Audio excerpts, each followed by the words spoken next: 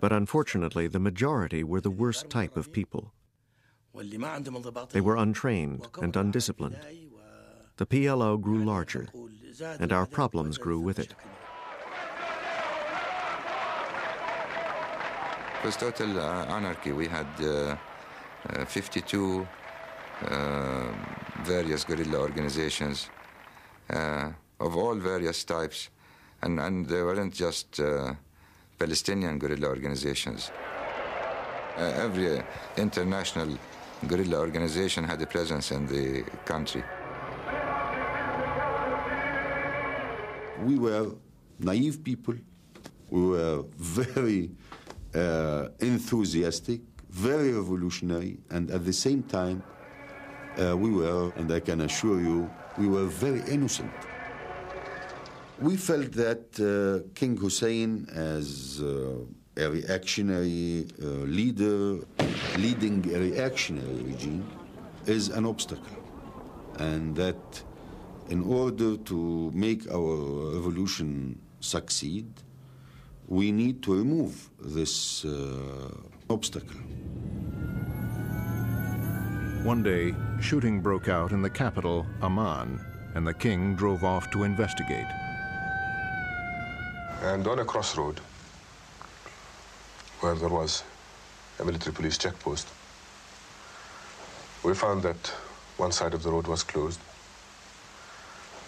and the other side also was blocked by an army lorry. We stopped. As we came to a stop, suddenly we were under very, very intense heavy machine gun fire. The guard car in front of me was hit. We lost a sergeant of my guard and about 4 wounded. Everyone jumped out of my car and yelled at me to do the same. We could see the bullets from those heavy machine guns coming down at us, hitting the asphalt, the tarmac around us. It was like raindrops on a parched land, just making holes. And those rows of holes were getting closer and closer to where we were standing. I felt very angry.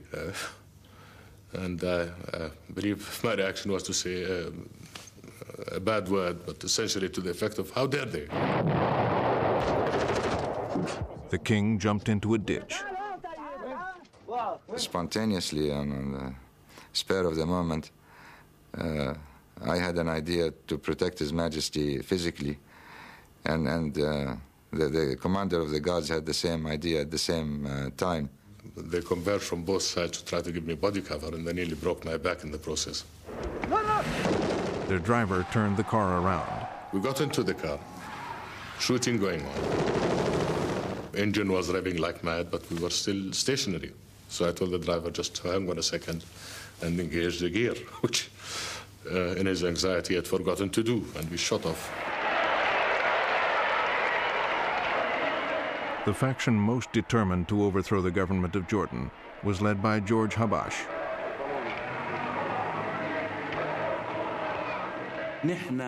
All we wanted to do was to fight against Israel. But the Jordanian regime saw us as a danger or a threat.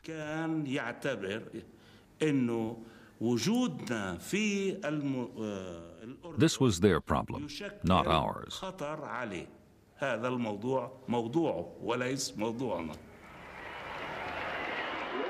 Dr. Habash was the leader of a political party, and they decided to remove King Hussein. But from our point of view, we don't like to fight against the government because